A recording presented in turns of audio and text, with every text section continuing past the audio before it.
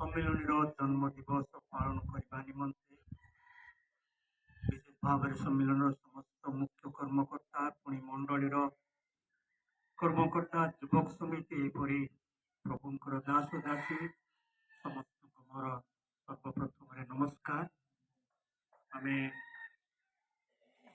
ପତାକା ଉତ୍ତୋଳନ କରିବା ପୂର୍ବରୁ ପବିତ୍ର ଧର୍ମଶାସ୍ତ୍ରରୁ ଗୋଟେ ଅଂଶ ବା ପାଠ କରିବା, ତାହା ଗୀତ ସଂହିତା 60 ଗୀତ 4 ପଦ।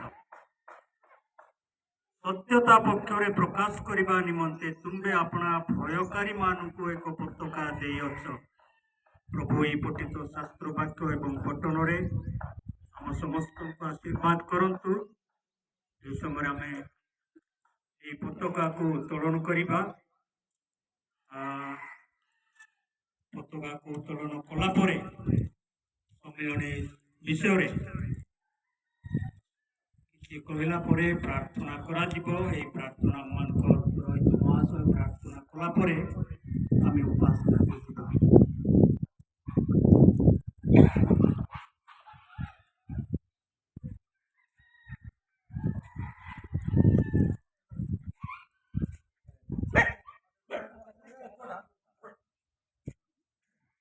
ପିତା ପୁତ୍ର ପବିତ୍ର ଆତ୍ମାଙ୍କ ନାମରେ ଏହି ସମ୍ମିଳନୀ ଜନ୍ମଦିନକୁ ଆମେ ଉନ୍ମୋଚନ କରୁଅଛୁ। ଆମେ ସମସ୍ତେ କରୁଥିବା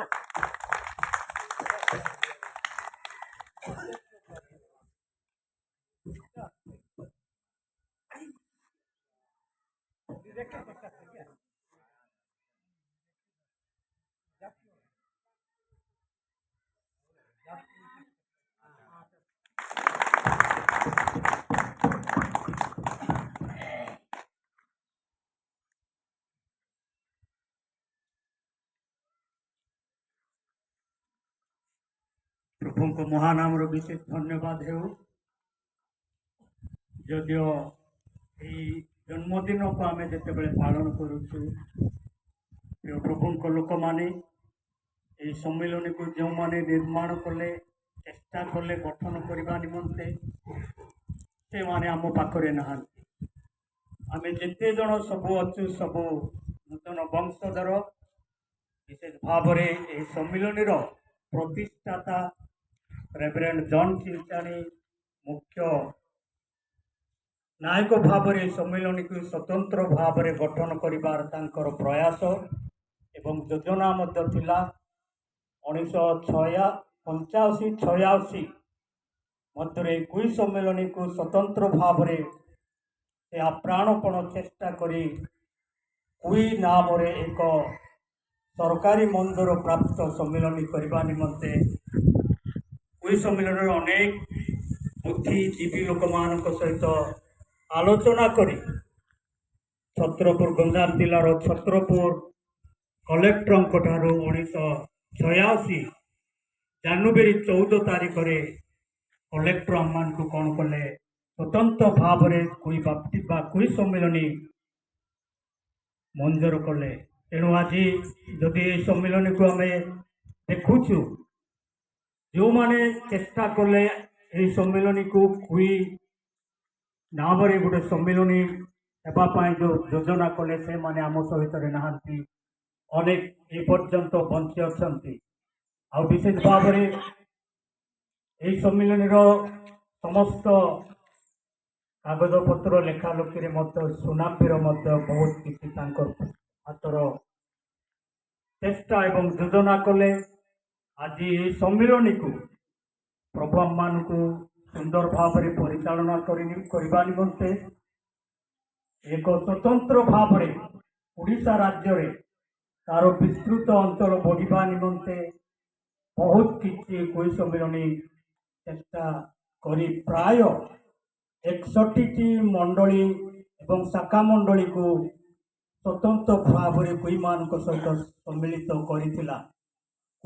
କୌଣସି କାରଣ ହେତୁ ଅନେକ ମଣ୍ଡଳୀ ସମାଜ ଗୁଡ଼ିକ ଆମ ସହିତରେ ନାହାନ୍ତି, କିନ୍ତୁ ପ୍ରଭୁ ଆମମାନଙ୍କ ମଧ୍ୟରେ ଏହିପରି ବୃଦ୍ଧି ସାଧନ କରୁଛନ୍ତି।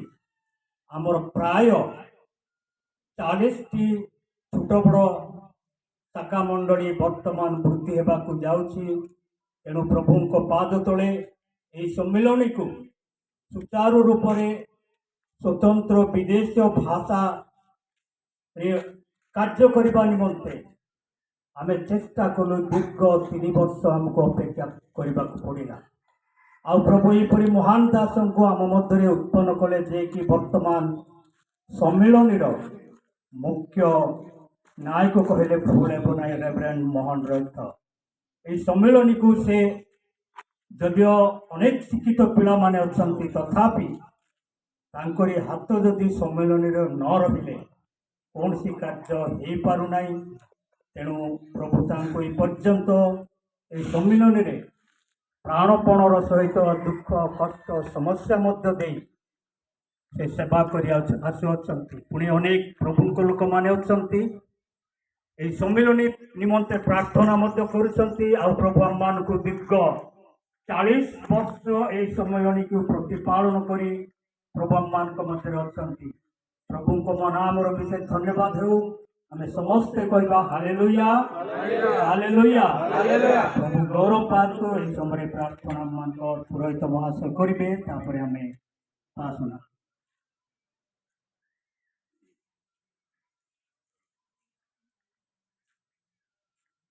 स्वर्गीय पिता, तुम्हारे आस्था नाम पवित्र प्रभु, तुम्हें मान को जानो हमारे कौन सी तारे प्रभु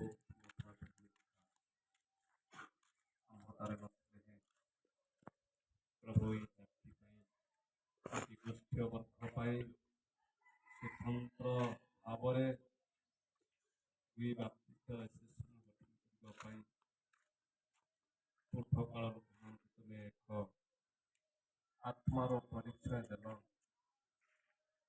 तुम्हें आत्मिक भाव एक नामित भाव प्रभु घोषणा कल, से तुम्हें दान देल। से तुम्हारे प्रभु एक बाप्तिस्म समय सुश्रेष्ठा परामर्श सहित दुख क्लेश अभाव सममध्य प्रभु तुम राज्य विस्तार पाई तुम राज्य धार्मिकता निमंते एक जातिर एक गौरव निमंते प्रभु तुम लोक मान द्वारा 1985 साल 1983 साल ओडिशा सरकार गंजाम जिलार जो कलेक्टर को प्रभु तुम्हें तुम्हें कथा कहल यहाँ प्रभु नामित करने यार समस्त अनुमोदित करने अधिकार प्राप्त होगापाई तुम नाम धन्य हो प्रभु। दीर्घ 40 वर्ष मध्य गति कला बेले अनेक समय दुख विभिन्न क्लेश अप्रभु उत्थान पथर मध्य देला बेले तुम्हें आम साहाय्यकारी हो आसुच तुम्हें आम समस्त संभ्रम गौरव कर तुम्हें व्यवहार कर धन्यवाद। स्वर्गीय पिता यही समय 40 वर्ष पूर्ति विभाग समय मध्य पुणी प्रभु हमें प्रार्थना करूँ आज तुम उद्देश्य एक बाप्तिस्ट सम्मेलन प्रभु एक महान ध्वजा स्थापन कर प्रभु ये पताका एक आत्मिक पताका हो सत्यर पताका हो एवं गौरवर पताका हो विजयर पताका हो प्रभु ये सम्मेलन विजय हासिल प्रभु जिते कौन सी दुराश्य समय प्रभु अपराधतर न हो एक विजय हो तेणु तुम दास मान प्रार्थना कर जो समय प्रभु तुम दास मैंने परिश्रम कर कार्य को बहुल भाव स्थापित करते आज स्मरण करूँ वर्तमान पर्यंत ये समय परिचालन करने तुम्हें आम क्या सेवा कार्य मनित एवं नियुक्ति प्रधान कर्मकर्तागण को अनुकूल्य बाप्तिस्ट सम्मेलन प्रत्येक मंडल एवं शाखा मंडल परिवार वर्ग मान तुम्हारी समर्पण करुँ सम्मेलन तुम दुरागण पर्यंत ये सम्मेलन एक गौरवार्थे आशीर्वादार्थे महानंद एवं सुखमय जीवन दे प्रत्येक को आशीर्वाद करूँ। स्वर्गीय पिता प्रार्थना करुँ प्रभु तुम वाक्य लेखा अच्छी प्रभु आपण समस्त थंगु ताहाको ବିସ୍ତାର କରିବା ପାଇଁ ଆପଣ ସମସ୍ତ କାର୍ଯ୍ୟକୁ ଅନେକ ଅନେକ ସ୍ଥାନ ମାନଙ୍କରେ ତୁମର ବାକ୍ୟ ତୁମର ବାଣୀ ପହଞ୍ଚାଇବା ପାଇଁ ତୁମେ ଏଭଳି ଅନୁଗ୍ରହ ଆଶୀର୍ବାଦ କରିବା ପାଇଁ ଧନ୍ୟବାଦ ପ୍ରଭୁ।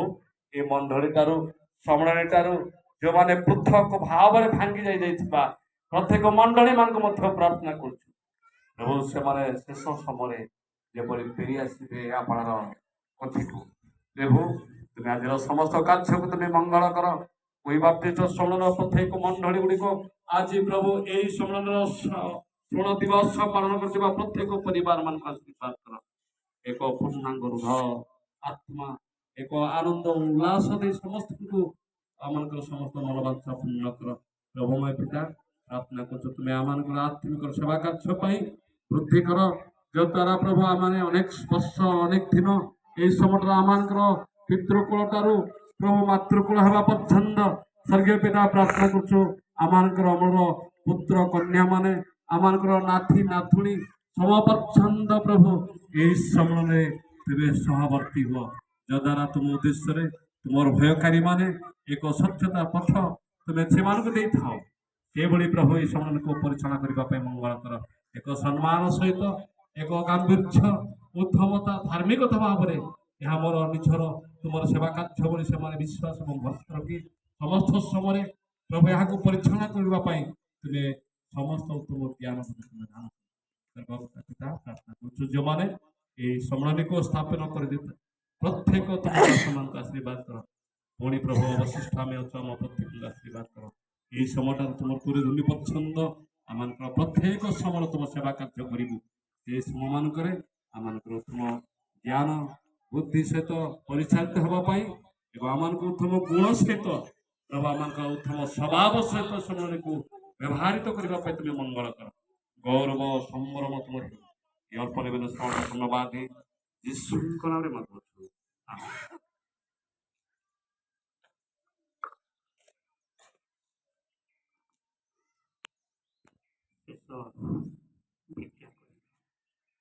ସେତେବେଳେ ପିତା ପରମେଶ୍ୱରଙ୍କର ଅସୀମ ପ୍ରେମ, ପୁତ୍ର ପ୍ରଭୁ ଯୀଶୁ ଖ୍ରୀଷ୍ଟଙ୍କର ମଙ୍ଗଳ ଦାନ, ଧର୍ମାତ୍ମାଙ୍କର ଶାନ୍ତି ସହଭାଗିତା, ଏହି ସମ୍ମିଳନୀର ଜନ୍ମଦିନ ଏବଂ ଯେଉଁମାନେ ପ୍ରଭୁ ଏହି ସମ୍ମିଳନୀକୁ ଗଠନ କଲେ ସେମାନଙ୍କୁ ସ୍ମରଣ କରି ଏବଂ ତୁମକୁ ପ୍ରଭୁ ଏ ସମସ୍ତ ଭାର ସମର୍ପଣ କରି ପ୍ରାର୍ଥନା ଯୀଶୁଙ୍କ ନାମରେ ଉତ୍ସର୍ଗ କରୁ।